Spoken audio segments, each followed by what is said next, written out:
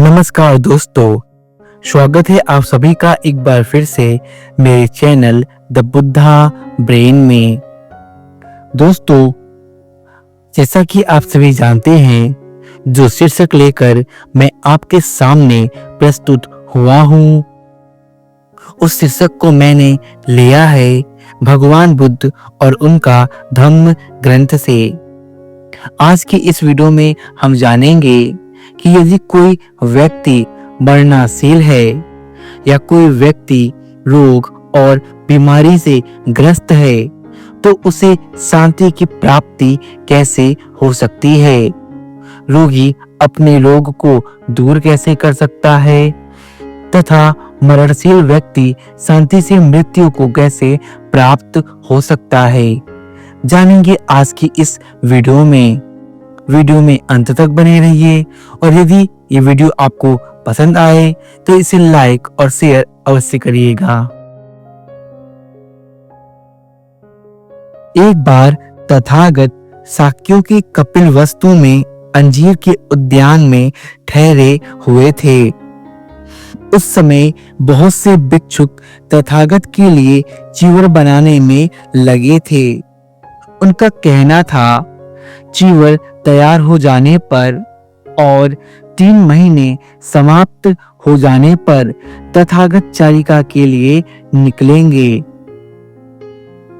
तब महानाम शाक्य ने सुना कि बहुत से भिक्षुक तथागत के लिए चीवर बना रहे हैं और उनका कहना है कि जब वर्षावास समाप्त हो जाएगा तब 3 महीने बाद तथागत बुद्ध और उनके भिक्षुकगण चारिका करने के लिए निकलेंगे।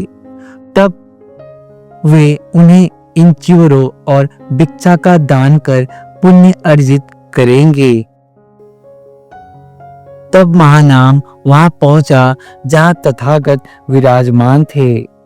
तथागत के पास पहुंचकर वह एक ओर बैठ गया। एक ओर बैठे हुए महानाम शाक्य ने तथागत से निवेदन किया। महानाम ने बोला, भगवान, मैं सुनता हूँ कि बहुत से भिक्षुक तथागत के लिए चीवर बनाने में लगे हैं और उनका कहना है कि चीवर तैयार हो जाने पर और 3 महीने समाप्त हो जाने पर तथागत चारिका के लिए निकल पड़ेंगे। अब भगवान, हमने आपके श्री मुख से यह कभी नहीं सुना कि एक समझदार गृहस्थ अपने साथी जो कि रोगी हो, पीड़ित हो, दुखी हो, ऐसे गृहस्थ को किस प्रकार सांत्वना दे सकता है जिससे उसका मन प्रसन्न हो और वे अपने रोगों से मुक्त हो तथा उसे चित्त की शांति प्राप्त हो। महानाम का भगवान बुद्ध से यह प्रश्न था कि कोई व्यक्ति यदि रोगी हो, पीड़ित हो और दुखी हो तो ऐसे गृहस्थ लोगों को क्या कहना चाहिए, क्या उनके लिए क्या करना चाहिए जिससे उन्हें मन की शांति प्राप्त हो और वे अपने रोग, दुख और पीड़ा से मुक्त हो। जब भगवान बुद्ध ने महानाम की यह बात सुनी, भगवान बुद्ध ने महानाम से कहा, महानाम, एक समझदार गृहस्थ को अपने साथी जो कि रोगी हो, पीड़ित हो, दुखी हो, ऐसे गृहस्थ को 4 तरह से सांत्वना देनी चाहिए। उसे कहना चाहिए कि भाई, धम्म और संघ में श्रद्धा रखो और उस सील में भी जो अखंडित रहने से, परिशुद्ध रहने से चित्त को शांति देता है। महानाम, एक समझदार गृहस्थ दूसरे रोगी, पीड़ित, दुखी को जब इस प्रकार सांत्वना दे चुके तो उसे आगे इस प्रकार बोलना चाहिए। उसे बोलना चाहिए, मान लो कि वह मरणासन रोगी अपने माता पिता को देखने के लिए व्याकुल है तो उसे कहना चाहिए कि मित्र, चाहे तुम अपने माता पिता को देखने के लिए व्याकुल हो और चाहे व्याकुल न हो, तुम्हारा मरण समीप है। इसीलिए अच्छा होगा कि तुम अपने माता पिता से मिलने की इच्छा त्याग दो। अपने माता और पिता से मिलने की इच्छा छोड़ दो। भगवान बुद्ध स्पष्ट कहते हैं कि यदि कोई रोगी है जो मरणासन अवस्था में है और वे चाहता है कि वे अपने जीवन के अंतिम समय में अपने माता और पिता को देख ले, तो उसकी यह इच्छा, उसकी यह कामना व्यर्थ है। क्योंकि चाहे उसे अपने माता पिता के दर्शन हो या न हो, लेकिन यह तो सत्य है कि वह मृत्यु को प्राप्त होगा। तो यदि मरणासीन व्यक्ति इस बात को समझ जाए तो उसे शांति की प्राप्ति होगी। आगे बुद्ध कहते हैं, यदि रोगी कहे कि मैंने माता पिता की कामना छोड़ दी, तो उसे कहना चाहिए कि मित्र, अभी तुम्हारे मन में बच्चों को देखने की कामना है, क्योंकि हर हालात में तुम मरणासन हो। इसीलिए यह भी अच्छा होगा कि तुम बच्चों को देखने की कामना का भी त्याग कर दो। इसी प्रकार उसे पांचों इंद्रियों के सुखों के बारे में भी कहना चाहिए। मान लो कि रोगी का कहना है, मुझे पांचों इंद्रियों के सुखों की कामना है, तो उसे कहना चाहिए कि मित्र, इन 5 इंद्रियों के सुखों की अपेक्षा दिव्य लोक की सुख अधिक प्रणीत है। यह भी अच्छा ही है कि इन 5 इंद्रियों के सुखों का त्याग कर आप दिव्य लोक के सुखों पर मन लगाएं। तब भी यदि रोगी कहे कि मेरा ध्यान दिव्य लोक के सुखों पर ही केंद्रित है, तो उसे कहना चाहिए कि अच्छा होगा कि तुम अपना ध्यान ब्रह्म लोक के सुखों पर केंद्रित करो। और तब यदि रोगी का मन वही केंद्रित है, तो उसे कहना चाहिए, मित्र, ब्रह्म लोक भी अनित्य है, परिवर्तनशील है, उसमें भी ममत्व हो सकता है। मित्र, यह अच्छा होगा कि तुम ब्रह्मलोक की भी आशा का त्याग कर दो और ममत्व का मूलोच्छेद करने की कोशिश करो।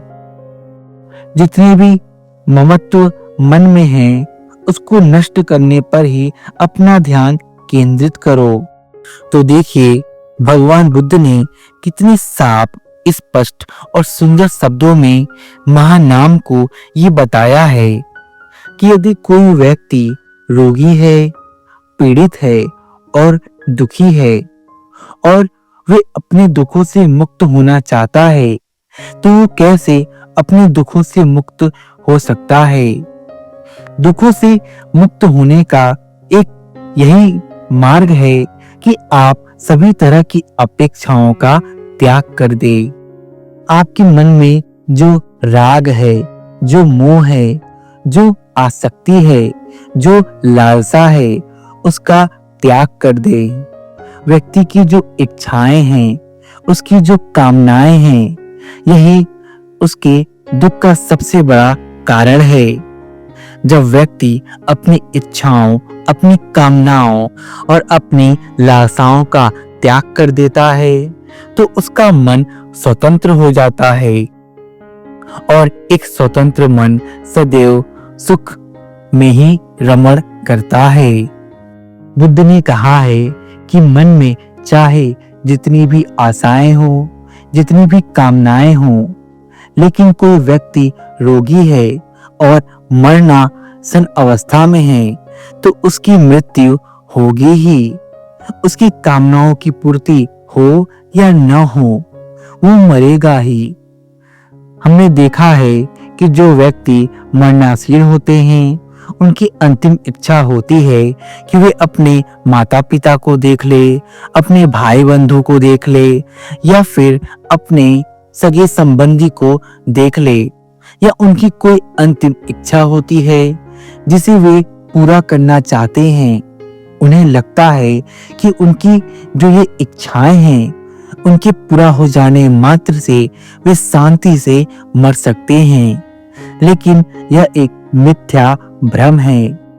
बुद्ध ने कहा है, कामनाओं और इच्छाओं का कहीं कोई अंत नहीं है। यदि एक इच्छा पूरी होती भी है तो दूसरी इच्छा तुरंत जन्म ले लेती है, और यही इच्छाओं की जो लालसा है वे हमें दुखी और पीड़ित करती रहती है। तो इसीलिए सभी चीजों का ममत्व त्याग कर, सभी चीजों का ममत्व छोड़कर स्वयं पे ही ध्यान केंद्रित करें और इस बात का विचार करें कि सगे संबंधी आपके साथ हो या न हो, यदि आप रोग से ग्रस्त हैं तो भी वह आपके लिए कुछ नहीं कर सकते, और यदि आप मरणासील अवस्था में हैं तो आपकी मृत्यु होगी, इसे कोई नहीं रोक सकता है। यदि कोई व्यक्ति गंभीर रोग से पीड़ित है तो उसे चाहिए कि अपने आसक्ति और अपने लोभ का त्याग करे। ज्यादातर दुख, दौड़ और मनस्य हमारी अपनी इच्छाओं और कामनाओं की वजह से होती है। जब व्यक्ति इच्छाओं और कामना से मुक्त रहता है तभी वह शांति पद को प्राप्त करता है। यदि हम अपने जीवन में से जो व्यर्थ की लालसाएं हैं, जो व्यर्थ की आशाएं हैं और जो व्यर्थ की कामनाएं हैं उनको कम कर दे, उनका त्याग कर दे, तो हम पाएंगे कि हमारा शरीर पहले से अधिक स्वस्थ और सुंदर होगा और हमें दुख और संताप नहीं होगा। दुख और संताप का सबसे बड़ा कारण हमारी इच्छाएं और तृष्णाएं हैं। तो मैं आशा करता हूँ कि आप भी समझ चुके होंगे कि शांति से मृत्यु को कैसे प्राप्त करते हैं और दुख, पीड़ा और बीमारी से कैसे निजात पा सकते हैं। तो यदि आपको ये आज की वीडियो पसंद आई, वीडियो को लाइक करें, मेरे चैनल को सब्सक्राइब करें। मेरे साथ मेरे चैनल द बुद्धा ब्रेन में बने रहने के लिए आप सभी का धन्यवाद।